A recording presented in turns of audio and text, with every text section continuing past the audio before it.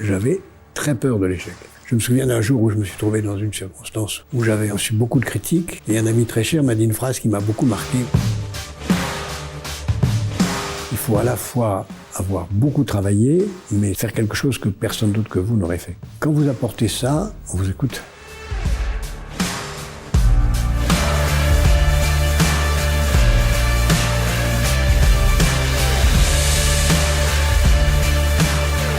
Je suis avec Jacques Attali, auteur, économiste, conseiller de président, fondateur d'ONG ou encore chef d'orchestre. Il a été le conseiller de François Mitterrand, a créé 4 institutions internationales, dont Action contre la faim et Positive Planet. Il est l'auteur de plus de 80 livres, traduits dans 22 langues et vendus à 9 millions d'exemplaires. Que l'on soit d'accord, la politique ne m'intéresse pas. Via cet échange, on essaie de mieux comprendre la psychologie d'un homme au désir de ne pas se conformer aux cases qu'impose la société. C'est fascinant de voir les émotions qu'il génère d'admiration ou d'agressivité. Et comme pour faire cartonner notre business, ça demande d'embrasser un niveau de critique plus grand, tu vas pouvoir découvrir sa manière à lui de gérer le jugement d'autrui.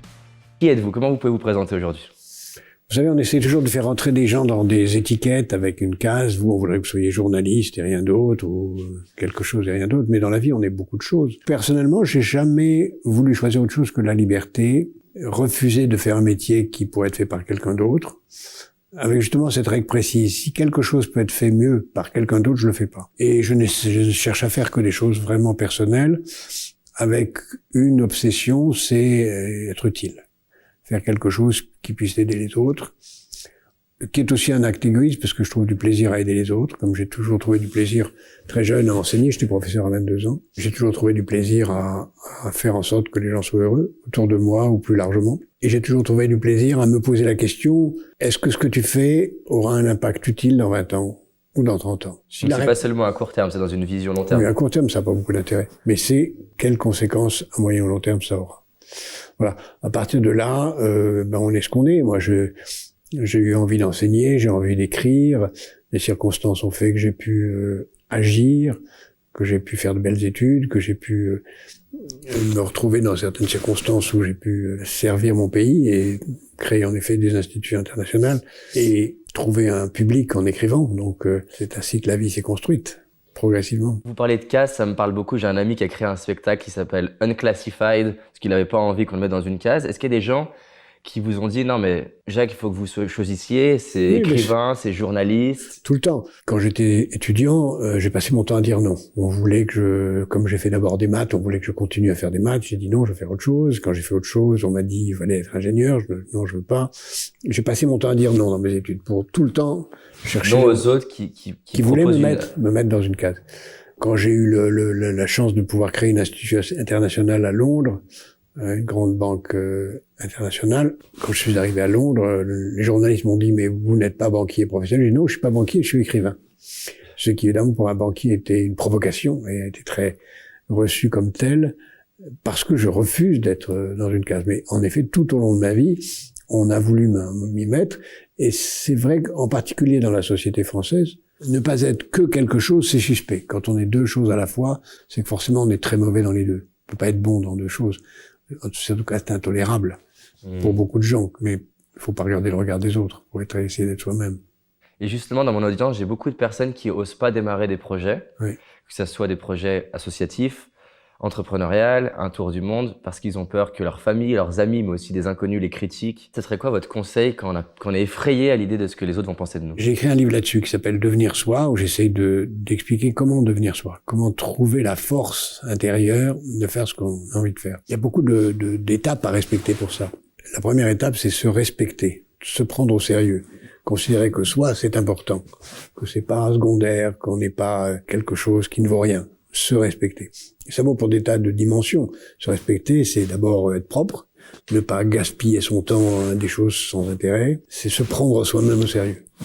La deuxième chose, c'est quand on se prend au sérieux, de se rendre compte que le temps va vite, le temps passe vite, que la vie c'est très court, très très court, et que il faut utiliser au mieux ce temps bref.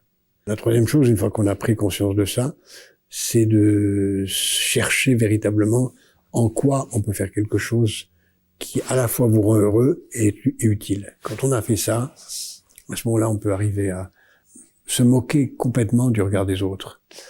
Parce que justement, on va apporter quelque chose aux autres et on va être soi-même. Et on se moque du regard de ceux qui n'ont pas le courage d'être eux-mêmes.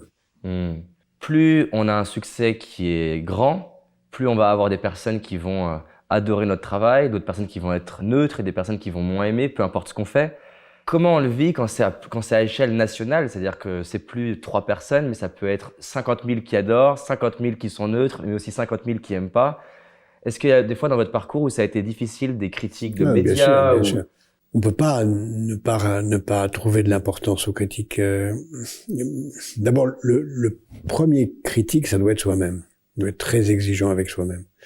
Et on doit, en principe, ne pas laisser sortir si on est écrivain, pas laisser sortir un texte sans être content de soi. On doit être son plus sévère critique. À partir du moment où on a été son sévère critique, les critiques des autres... Elles sont en dessous. Non, elles sont à ce moment-là de 2 catégories. Elles sont des gens qui vous critiquent par jalousie ou par mesquinerie ou pour des raisons tactiques, politiques ou de carrière. Ça, on peut les écarter. Et puis il y a des critiques qui sont fondées, qui vous disent non mais t'aurais pu faire mieux, ou c'est complètement idiot, ton raisonnement est faux. Ça, il faut les écouter. On apprend beaucoup des critiques. Il faut vraiment avoir l'humilité de s'enrichir des critiques. En effet, le risque, c'est de se faire abattre par une critique. Je me souviens d'un jour où je me suis trouvé dans une circonstance où j'avais en effet reçu beaucoup de critiques, tout en trouvant que ces critiques étaient injustes. Et un ami très cher m'a dit une phrase qui m'a beaucoup marqué. Il m'a dit « Tu as droit à 24 heures de découragement. » Voilà. Il faut ne pas s'octroyer plus que 24 heures de découragement. Donc pendant 24 heures, j'ai le droit de vivre ce que j'ai à vivre et je me sens mal. Mais demain, je me lève et on continue. On continue ou on fait autre chose. Mais en tout cas, en anglais, il y a un mot qui est the grit, qu'on traduit en français par l'agnac. Ouais. C'est très important. Et l'agnac, elle vient de la conjonction du respect de soi et du sentiment de l'urgence, de la brièveté de la vie. Quand on a ces 2 choses en même temps, on a l'agnac. J'avais tout à l'heure Marc Simoncini qui disait en gros, voilà, moi je l'ai eu. Est-ce que c'est quelque chose qu'on peut développer? Bien travailler, bien sûr, on est avec. Non. Il y a différentes façons de travailler. On peut le travailler parce qu'on découvre très vite qu'on a une passion et qu'on est doué pour quelque chose et que ce quelque chose va vraiment nous remplir de bonheur. Donc, ça, c'est une façon très positive de le trouver. Quand on n'a pas ça, parce qu'il y a malheureusement pas tout le monde qui découvre à 15 ans qu'il sera un bon couturier ou un bon boulanger ou un génie au piano, et gens qui ne découvrent pas ça, et qu'ils découvrent plus tard. À ce moment-là, il y a une deuxième façon de faire, c'est d'avoir peur de l'échec. Moi, ça m'a beaucoup animé. J'avais un grand sentiment de la brièveté de la vie et de l'importance de me respecter moi-même, et j'avais très peur de l'échec. Et la peur de l'échec est une formidable motivation pour travailler, faire les choses. Alors justement, j'aimerais qu'on ait plus d'explications parce que je vois beaucoup de personnes qui me décrivent leur peur de l'échec comme étant leur plus gros problème dans leur vie. Alors comment on transforme cette peur de l'échec en un moteur? La peur de l'échec est un moteur. La peur de l'échec, c'est l'obligation de faire plus. Quand j'étais étudiant très jeune, et puis ensuite j'ai trouvé ça tout au long de ma vie, j'ai eu peur de mal faire, de pas réussir un examen, de pas réussir un concours, d'écrire un mauvais article, de faire un mauvais texte. La meilleure réponse à la peur, c'est de travailler plus, travailler davantage. C'est vrai qu'il y a un moment où il y a une sorte de mur invisible à franchir. C'est la peur ou le sentiment qu'on va échouer vous amène à renoncer. C'est ce que j'appelle les résignés réclamants. Les gens qui sont résignés mais qui réclament quand même leur part du gâteau mais qui sont résignés à pas faire grand-chose. Résignés réclamants. Ou alors on se dit, ce mur-là, c'est pas un vrai mur, ça n'est que du papier. Et avec ma volonté, je vais le franchir. Et avec la volonté, on le franchit. Mais la volonté, encore une fois, ça peut venir soit d'une passion, un sentiment intérieur que ça vous habite, soit la peur. Et la peur dans bien des cas, suffit à franchir ce mur. Vous parlez de travailler dur. J'imagine que quand vous avez démarré votre carrière, vous n'étiez pas le seul étudiant à avoir des aspirations. Comment vous expliquez que vous arrivez à avoir une carrière jusqu'à pouvoir conseiller des présidents, les côtoyer, travailler avec eux, faire des écrits? Les études ne sont pas tout. des études déterminent pas une vie. Bon, il se trouve que moi j'ai fait des études supposées très réussies dans les critères de réussite française. Mais il y a des tas de gens qui ont fait des études très réussies, qui n'ont rien fait de leur vie. Et il y a des tas de gens que je connais bien, qui n'ont pas fait d'études du tout et qui ont des vies absolument passionnantes. À un certain moment, c'est autre chose qui joue. C'est l'authenticité, la réflexion personnelle, la volonté. Un exemple un peu différent qui est la direction d'orchestre, qui est pas un métier pour moi, mais qui est une activité auquel j'attache une grande importance. C'est beaucoup de travail. Mais à un moment, ce travail vous met face à des musiciens.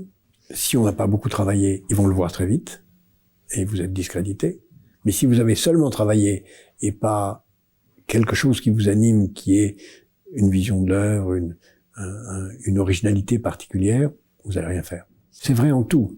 Il faut à la fois avoir beaucoup travaillé, mais se débarrasser de ce travail pour aller dans l'authenticité, la sincérité, l'originalité. Encore ce que je disais tout à l'heure, faire quelque chose que personne d'autre que vous n'aurait fait. Quand vous apportez ça, on vous écoute. Et pour vous, ça a été au début par vos écrits, vos rapports? Encore une fois, j'ai fait des études supposées très brillantes en France. Donc, dans la société française, quand on a le genre d'études que j'ai faites, toutes les portes s'ouvrent. Mais elles peuvent se refermer très vite, parce qu'il y a des tas de gens qui ont fait les mêmes études que moi et qui n'ont rien fait de leur vie. Les portes s'ouvrent juste à la sortie, et en fonction de ce qu'on va en faire, elles vont se refermer ou s'ouvrir encore plus. Voilà. Et je ne me suis pas contenté de ces études dont j'aurais pu me contenter pour avoir une vie en roue libre aimable, mais j'ai recommencé à zéro, c'est-à-dire j'ai fait des études de maths, puis des études de lettres, puis des études de philo, puis des études d'économie, puis des études de droit, à chaque fois en recommençant à zéro, comme si j'avais rien fait. J'étais en situation de défis permanents nouveaux. Enseigner, écrire, voyager, et puis j'ai saisi les occasions qui sont venues. Mais j'ai dit non souvent. J'ai dit non quand on m'a proposé d'être candidat à une élection, j'ai dit non quand on m'a proposé d'être parlementaire, j'ai dit non d'être candidat pour être parlementaire, j'ai dit non quand on m'a proposé d'être ministre. Pourquoi? Parce que j'ai eu la chance d'être le principal collaborateur d'un président de la République, et que c'était plus influent que d'être ministre. Puis j'ai souvent eu l'occasion de dire ensuite que l'avenir d'un écrivain, c'est d'être écrivain, tandis que l'avenir d'un ministre, c'est d'être ancien ministre. Et je préfère des choses qui durent que des choses de passage. Je préfère faire des choses que je crée. Je me suis trouvé confronté à une situation de grande famine en Somalie il y a très longtemps. Je me suis dit, ça sert à rien d'écrire un texte pour dire il y a une famine, il faut tirer la sonnette. J'ai créé Action contre la faim avec quelques amis, qui est aujourd'hui une très grande organisation. Il y a un moment comme ça pour vous qui a été fort dans les résultats que ces organisations ont pu créer? Non, c'est le fait qu'elles existent et qu'elles soient pérennes. Je suis très fier de ce que fait Planète depuis 20 ans, où quand je vais dans un pays ou dans un quartier en France et que je vois des gens qu'on a aidés, c'est formidable. C'est une grande joie, mais j'ai beaucoup d'humilité devant cette joie. Je n'en tire pas ni de gloire personnelle. Je crois que l'humilité est très importante par rapport à ce qu'on fait. Tout simplement parce que je le fais pas pour dire, ou pour m'en vanter, ou pour... j'en parle jamais. Mes collaborateurs disent que j'en parle pas assez d'ailleurs, parce que je raconte pas assez les choses extraordinaires qu'on fait. Et on fait des choses magnifiques à travers le monde. J'en suis très fier. Dans la tradition juive, on dit qu'il y a 8 échelles dans la générosité. L'échelle la plus basse, la moins intéressante, c'est de donner de façon ostentatoire. Vous donnez à un pauvre dans la rue, ou vous donnez dans un dîner de charité, en levant la main. Ça, c'est la façon la plus vulgaire. C'est de se vanter de ce qu'on fait. Alors, il y a 7 degrés. Le 7e, l'avant-dernier, le plus élevé, c'est de prêter de l'argent avec le moins d'intérêt possible à quelqu'un pour qu'il développe son propre projet. Donc, c'est aider quelqu'un, soit sous forme d'argent. C'est écrit dans les textes religieux. Oui. Maïmonide a développé cette hiérarchie. Et le 8e, le plus élevé dans la générosité, c'est d'associer un pauvre à ses propres affaires. C'est-à-dire? Ça veut dire, métaphoriquement, de considérer que nous sommes tous des êtres humains, que nous sommes tous des frères, et que celui qui est fragile, on doit non pas lui donner de quoi manger demain, mais on doit le considérer comme notre égal et l'associer aux aventures que nous menons nous-mêmes pour créer des richesses nouvelles. Donc par exemple, demain, imaginons que quelqu'un qui nous écoute, ou moi, j'ai envie de faire ça pourrait prendre quelle forme? D'abord, c'est la métier de Positive Planète partout à travers le monde, y compris dans les quartiers, parce qu'on fait pas ça pour tout le monde, mais on fait ça pour les plus fragiles. On conseille, on aide, on oriente, on assiste les gens en difficulté pour les aider à découvrir leur projet et à le créer. On a créé des milliers d'entreprises comme ça en France. Statistiquement, on a compté qu'on a aidé 11 millions de familles à créer leurs activités à travers le monde. Et puis, si quelqu'un a un projet que j'estime intéressant, je peux pas tout faire, mais il m'arrive tous les jours d'orienter des gens qui m'écrivent vers telle chose, de leur dire votre projet n'est pas au point, ou parfois de l'accompagner de conseils. Donc ça va plus que de je donne de l'argent, c'est vraiment je conseille, j'éduque, je forme. Donner de l'argent, ça n'a pas de sens en soi. Ce qui compte, c'est parfois même trompeur. C'est d'éduquer, c'est de former, c'est de créer les conditions du devenir soi pour que chacun ait la confiance en lui-même et créer un projet qui tienne la route. Vous avez écrit un livre sur les chemins de l'essentiel. Est-ce que vous pouvez partager 2-3 choses essentielles comme ça, que ça soit cinéma, lecture ou un lieu à visiter, qui vous ont marqué dans le livre? J'avais écrit ce livre qui s'appelle Devenir soi, où j'avais essayé de montrer les étapes pour se trouver et pour réaliser ses propres projets. J'ai pensé utile de le compléter avec un autre livre où j'essaye de donner ce qu'il faut absolument avoir lu, vu, entendu dans une culture absolument universelle. C'est pas un livre spécialement français, c'est un livre international, et je pense que après avoir beaucoup de temps, que si on a vu, lu tout ça, qui ne prend pas beaucoup de temps, je pense qu'on a non seulement une culture, mais on a surtout appris des choses utiles, parce que ce qu'on voit pas assez, c'est combien la littérature, la musique, la peinture, le cinéma nous disent des choses du monde, nous disent, sont toujours des récits, l'histoire, même la musique, sont des récits. Une œuvre musicale, une chanson, ou ça raconte une histoire. Ça raconte une histoire. Même si c'est pas une chanson, même une symphonie raconte une histoire. Le récit d'histoire, ça a plusieurs intérêts. Premièrement, ça nous fait vivre d'autres vies, et on les vit tout aussi intensément, parfois même plus intensément que notre propre vie. Et votre vie est beaucoup plus intense dans le personnage que dans votre vie réelle. Et donc, ça permet de vivre plusieurs vies, ce qui est une chance quand on a une vie si courte que la nôtre. Ça permet d'apprendre comment les autres se comportent, quand on voit les comportements des personnages, des films, des livres, des romans, etc. Et donc, ça nous met dans la vie réelle, en situation de mieux savoir comment les autres vont se comporter, à la fois pour être plus en situation d'empathie, parce qu'on aura compris les autres, mais aussi en situation de défense par rapport aux autres, quand on aura compris les risques. Alors donc, je vais donner à chaque fois 10 œuvres fondamentales, puis 30 œuvres un peu moins fondamentales, puis 100 œuvres encore moins, un peu moins fondamentales. Ça fait à chaque fois 140 œuvres musicales, tableaux, films et romans. Donc, et par exemple, dans tout ça, comme ça, s'il y en avait trois choses qu'on doit absolument voir. S'il y avait un roman, je dirais Le Comte de Monte-Cristo, parce que je crois que c'est le roman absolument très facile à lire. Et puis c'est un thème majeur de la vengeance, qui est justement quelqu'un qui est en situation de subir une extrême injustice et qui s'en sort et décide d'aller au mieux de lui-même, de faire le bien, mais en même temps de ne pas oublier de se venger de ceux qui ont fait le mal. C'est un roman absolument magnifique. Si j'avais à citer une œuvre musicale, aujourd'hui je vous dirais Les Nocturnes de Chopin, parce que c'est une œuvre qui indique, qui vous fait vivre très profondément la sensibilité de l'âme, qui exacerbe tout ce qu'il peut y avoir de plus affectueux, féminin, généreux, du dépassement de soi. S'il y avait un tableau à l'heure où nous parlons, je dirais peut-être un portrait de Goya, parce que c'est une jeune femme que je trouve très belle. Évidemment, elle l'a vécu au début du 19e siècle, je la verrai jamais. Mais je pense que si je l'avais rencontrée, j'aurais été très amoureux d'elle. Quant à un film, je dirais peut-être, Le Dictateur de Chaplin, parce que c'est aujourd'hui un film d'une immense actualité, qui reste une beauté plastique, une invention extraordinaire, mais qui en même temps nous parle de politique et nous parle de façon incroyablement prémonitoire des dangers du nationalisme, du populisme, de la dictature. Cet intérêt pour l'art, ça vous a aidé dans les conseils de politique, par exemple? La culture, ça permet de comprendre le monde et de comprendre le comportement des autres. Et donc, si on est en situation d'avoir à réagir à une situation géostratégique particulière, le fait de savoir comment d'autres, dans les romans ou au cinéma, ont répondu à des situations archétypales du même genre, même c'est pas les mêmes, mais du même genre, C'est très important.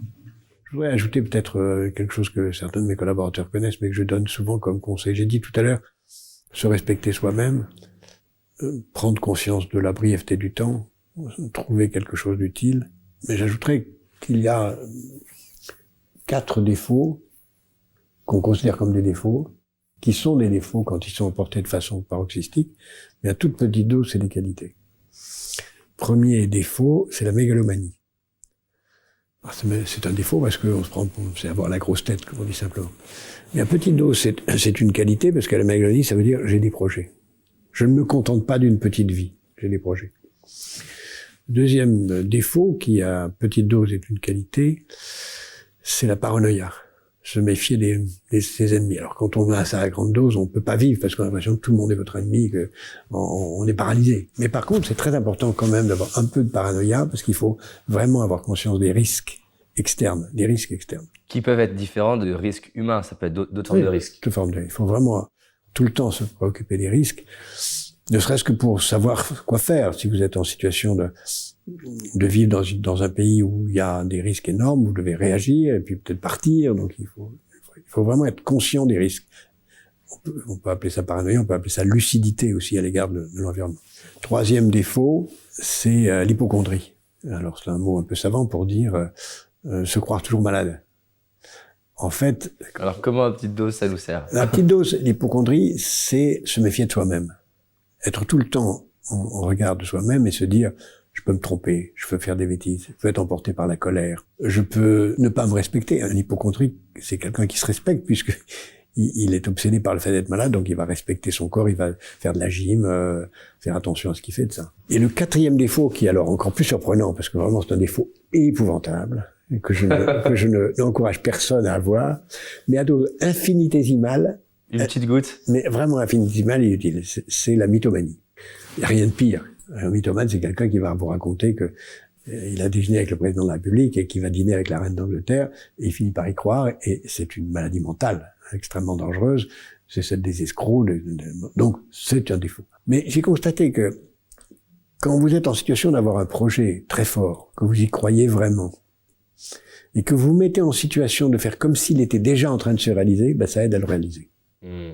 Mais il faut garder la lucidité pour ne pas aller trop loin dans ce déséquilibre. Je lisais un livre sur Steve Jobs, il parlait de la distorsion de la réalité, de la capacité de certains leaders à tordre la réalité et du coup... À la créer. C'est ça, c'est exactement ça. Et du coup, est-ce que dans votre parcours, aussi le parcours des personnes que vous avez pu côtoyer, de différents univers, que ce soit artistes, politiques ou autres, est-ce que vous voyez que c'est un point commun chez les personnes qui réussissent? Le mot réussir ne me convient pas parce que c'est pas de réussir, il s'agit d'être soi-même. Les gens qui réussissent à être eux-mêmes, qui peuvent finir en étant eux-mêmes, à être paysans parce qu'ils sont heureux d'être paysans ou... C'est une vie qui leur correspond. Voilà. Ce sont des gens qui ont d'abord cherché au fond d'eux-mêmes qui ils étaient. Je vis plus entouré d'artistes que de politiques. Hein. Mes meilleurs amis sont des musiciens, des chanteurs, des peintres. Et j'ai constaté que ces gens-là, la chose la plus importante, c'est la recherche authentique de qui ils sont. Quitte à ce que, et c'est parfois, je pense à quelqu'un qui était jusqu'à sa mort extraordinairement précoce, mon meilleur ami, Michel Berger. Michel, c'est quelqu'un qui a échappé à son univers familial, qui a échappé à tout ce qu'on voulait lui imposer, parce qu'il avait en son fort intérieur quelque chose de très fort, qui était un talent incroyable. Et qui a réussi à se faire respecter dans la douceur. Et donc je pense que la qualité principale, même si je suis pas sûr d'être parvenu moi-même, j'ai conscience de mes fragilités, de mes défauts, de mes faiblesses, de mes échecs, que j'essaie de combattre tous les jours. Il n'y a pas de pire critique de moi que moi. Hein. Et c'est une des recommandations que je ferai à tout le monde. Mais c'est d'abord chercher à échapper au déterminisme. Parce qu'après, on se retourne à un moment quelconque de sa vie, que ce soit à 30 ans ou à 70 ans, en se disant, mais qu'est-ce que je fais là? Il faut jamais être en situation d'avoir à dire, qu'est-ce que je fais là? Si on se dit, qu'est-ce que je fais là? Mais il faut fuir. C'est que ça fait trop longtemps qu'il y a déjà un problème. Oui. C'est déjà bien de se dire, qu'est-ce que je fais là? Ça veut dire qu'on en a pris conscience. Mais si on se dit, qu'est-ce que je fais là? Ben, il faut vraiment en tirer les conséquences. Par rapport à cette notion de réussite, on est dans une société où, en particulier avec les réseaux sociaux, il y a vraiment, je vois en tout cas chez beaucoup de jeunes, le désir d'être le prochain youtubeur, le prochain influenceur sur les réseaux sociaux, il y a cette idée un peu de réussite sociale et réussite financière.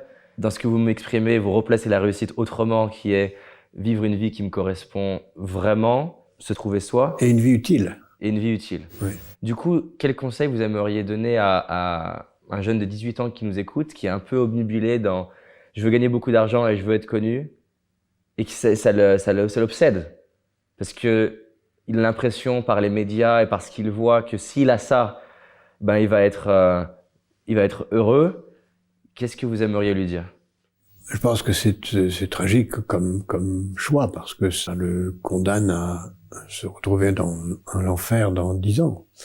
Un choix de ce genre, qui est un choix qui consiste à essayer d'être très vite une star dans un univers où les stars sont éphémères, fait que il n'a pas de base, il n'a pas construit de base, il n'a pas créé les conditions de se doter de compétences spécifiques. Il va être une étoile filante. Donc même s'il y arrive, il sera une étoile filante et il sera affreusement malheureux quelques années plus tard. Sauf si, en construisant ainsi, il se dit « je suis au service d'une cause », quelle que soit la cause, je suis au service d'une cause, et je suis à la fois quelqu'un qui va influencer dans la direction d'une cause qui a du sens. Alors, la cause, ça peut être aussi futile apparemment que le maquillage bio, et c'est bio, donc c'est aussi utile, ou une cause, le climat, ou une cause comme celle que nous défendons dans la Fondation, travailler dans l'intérêt des générations suivantes, parce que nous faisons un Positive Planète, mais au moins avoir du sens qui se dépasse lui-même. Mais s'il n'accumule pas des compétences, mis à part les cas extrêmement rares de gens qui commencent par être des stars très jeunes et le restent tout au long de leur vie, qui sont très rares. Et ça s'explique d'ailleurs ceux qui arrivent à faire ça ou c'est juste de la chance selon vous? C'est beaucoup de travail, c'est un travail fou. Si vous prenez des cas, d'abord beaucoup d'entre eux ont des vies très brèves. Bref, dans le sens qu'ils meurent tôt. Ben oui, on connaît le plafond de verre des 27-28 ans auquel se sont heurtés Jadis Joplin et tellement d'autres génies. Comment vous l'expliquez? Dans ce cas-là, c'était facile, c'est à expliquer. C'était la drogue, c'était la démesure dans toutes les formes. J'en ai connu des comme ça. Mais si on veut avoir une vie longue et utile, ou longuement utile, il faut commencer vraiment par se trouver. Il y a un livre qui m'a toujours été très précieux, un écrivain américain qui s'appelle Carlos Castaneda, qui a écrit une longue série de 4 livres qui racontent ses rencontres avec un sorcier yaqui. C'est un livre qui a eu une énorme influence sur la culture américaine. Le premier de ces livres s'appelle Teachings of Don Juan, les enseignements de Don Juan. Il a été traduit en français par L'herbe du diable et la petite fumée, parce que c'est aussi une réflexion sur la drogue. Et comment ce dialogue entre le sorcier yaqui et celui qui vient le voir, l'anthropologue, où l'anthropologue demande au sorcier, alors comment est-ce que je peux trouver la vérité? L'autre lui dit une seconde. Commence par ramper dans la pièce. Qu'est-ce que ça veut dire ramper? Rampe. Et trouve ta place. Et le livre qui est merveilleusement écrit, c'est un très grand texte, l'anthropologue, donc l'auteur, rampe, et à un certain moment, il a un sentiment de lumière, de légèreté, de clarté. Pendant qu'il rampe. Et il dit maintenant, on peut commencer la conversation. Il a trouvé sa place. Et donc, plutôt que de s'agiter frénétiquement très vite, il vaut mieux trouver sa place et savoir d'où on parle. Et quand vous dites qu'il a trouvé sa place, qu'est-ce qui fait qu'il a trouvé sa place dans cet exemple? C'est une métaphore, c'est un conte. Et il a trouvé l'endroit où il était le mieux placé pour vivre pleinement celui qu'il était. Alors, il y a des gens qui trouvent ça très jeune, il y a des gens qui trouvent ça jamais, et il y a des gens qui prennent beaucoup de temps à le trouver, et puis il y a des gens, malheureusement, qui renoncent à le chercher, et qui sont ce que j'appelle les résignés réclamants. Imaginons une personne il y a une partie de lui qui lui dit « tiens, c'est ça ma vie », mais qui est en train de se comparer à la vie d'autres personnes et du coup a du mal.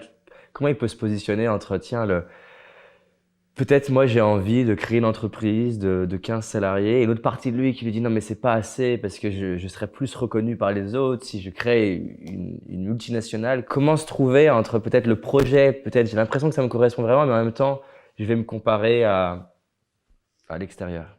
D'abord, il faut pas se comparer. Il faut essayer d'être soi-même. Si on essaie de se comparer, on va être que la pâle copie de quelqu'un qui a réussi autrement. Donc surtout pas se comparer. On peut avoir des modèles, mais pas se comparer. Deuxièmement, moi quand on me dit « où », je réponds « et ». Pourquoi choisir? Pourquoi n'être qu'une chose? On peut être plusieurs choses à la fois. Mais pour être plusieurs choses à la fois, il faut être plusieurs fois soi-même.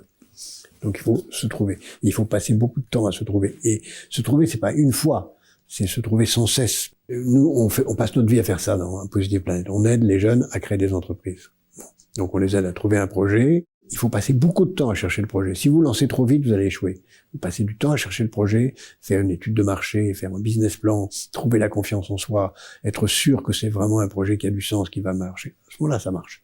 Notre expérience montre que quand on a passé beaucoup de temps avant, ça marche. C'est comme dans un film ou dans une chanson. Dans un film, la chose la plus importante, c'est le scénario. Dans un concert... Plus que la réalisation du coup. Beaucoup plus. C'est le temps qu'on a passé avant qui se voit pas. Dans un concert, la partie la plus importante, elle se voit pas, c'est le travail du chef d'orchestre et des musiciens, seul avec la partition. Ça prend un temps infini, ça se voit pas, mais si c'est mal fait, si c'est bâclé, le concert sera un échec. Donc ce qui compte, c'est le travail qu'on fait avant pour créer les conditions pour se trouver. Et on peut le faire plusieurs fois dans sa vie, on doit le faire plusieurs fois dans sa vie.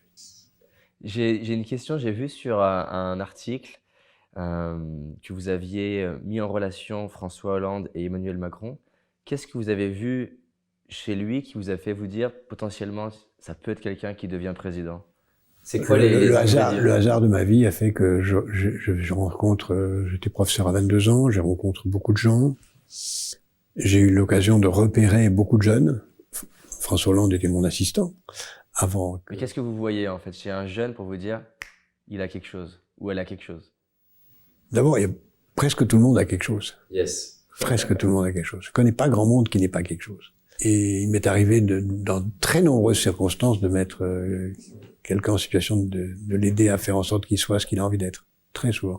Alors là, François Hollande était mon assistant comme Emmanuel Macron, donc ce sont des cas un peu visibles, parce que ce sont des métiers très, très visibles. Mais si vous écoutez les autres, si vous leur donnez du temps, vous allez vous rendre compte que presque tout le monde est génial dans quelque chose. Mais il y a peut-être trop de personnes qui prennent pas la voie qui leur correspond pas, donc ils découvrent pas là où ils sont géniaux. Voilà, exactement. Et alors juste pour revenir, pour voir, dans le cas de ce contexte-là, où on est face à une personne qui a un projet, qui a un rêve qui lui correspond, vous voyez quoi pour vous dire, ce jeune-là, lié à ce rêve-là, non pas il est génial dans le sens qu'il est plus qu'un autre, mais qu'est-ce que vous voyez pour vous dire, il a ce qu'il faut pour être président? Président, non, d'abord ça c'est un concours de circonstances qui fait qu'on est président presque toujours.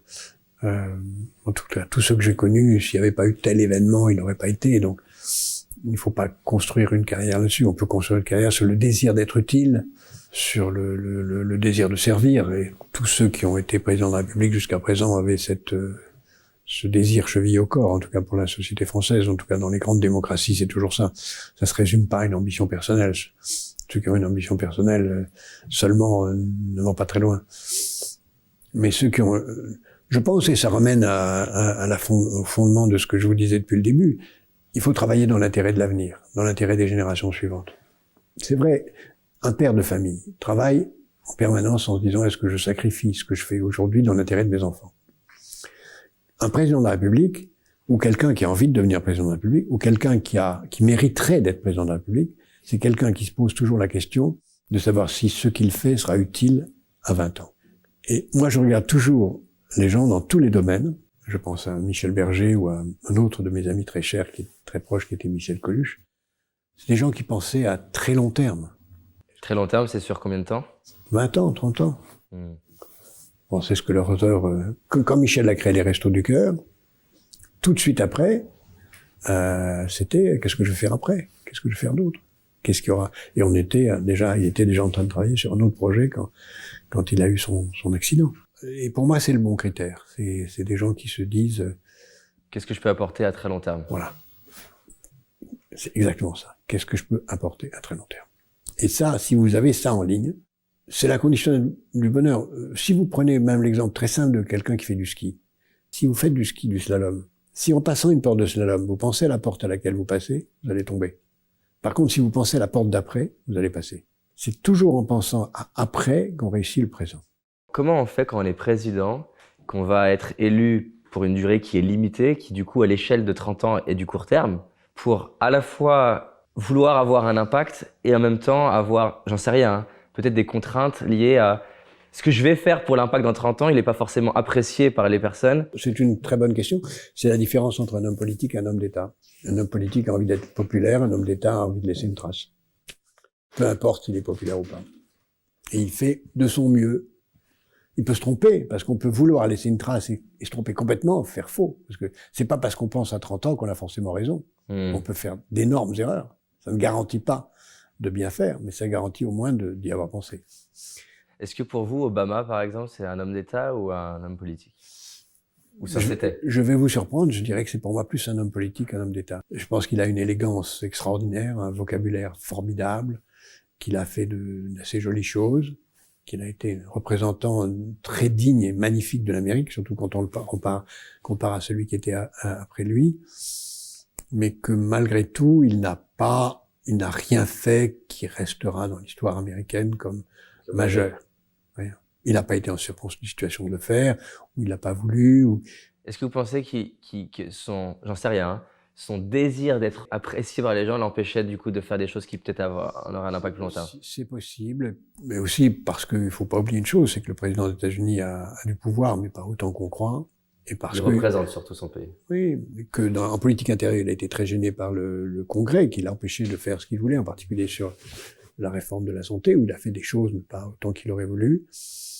Et quand on regarde son action politique étrangère, il s'inscrit dans la continuité américaine, qui est un désengagement.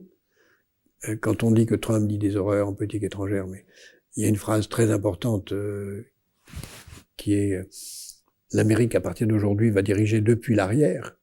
C'est pas Trump qui l'a dit, c'est Obama. Ça indique qu'il y a une grande continuité dans le repli américain, qui d'ailleurs nous laisse un espace à nous, Européens, pour penser l'Europe orpheline de l'Amérique comme ayant les moyens de devenir une superpuissance. Quand on regarde le monde à 30 ans devant nous, la vraie superpuissance de demain, c'est l'Europe, si elle sait se rassembler. Les jeunes Européens ne se rendent pas compte à quel point... Vous pensez que l'Europe peut devenir...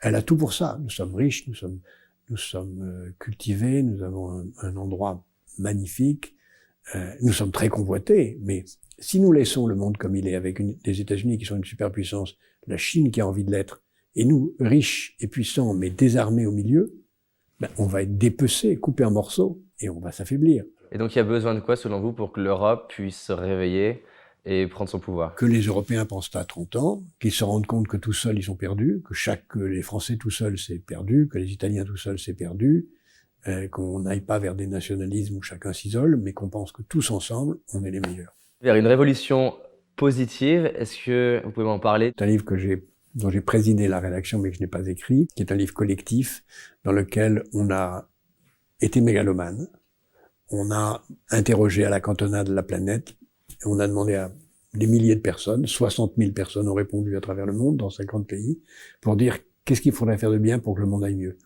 Et on l'a rassemblé en 20 propositions. Si ces 20 propositions étaient appliquées, le monde irait beaucoup mieux. Par exemple, une d'entre elles? Une d'entre elles, c'est faire en sorte que tout le monde ait accès à la prévention, de façon à connaître son état de santé avant qu'il soit malade. La deuxième, c'est maîtriser l'intelligence artificielle pour éviter qu'elle devienne dangereuse. La troisième, c'est augmenter le prix du carbone pour lutter contre le réchauffement climatique. Toutes des propositions qui sont faisables, réalistes, pas coûteuses, et qui supposeraient que les pays du monde acceptent de considérer que chacun tout seul, on ne pourra rien. Pour terminer dans cette idée-là, qu'est-ce que nous, on peut faire à l'échelle individuelle dans l'idée d'implémenter ces solutions? On peut faire beaucoup de choses. D'abord, on peut signer la pétition de ce livre pour faire qu'il y ait un maximum de gens qui l'appuient. C'est très important parce que si on est des millions, ça aura beaucoup d'impact. Et on doit, dans sa vie quotidienne, se conduire comme ça.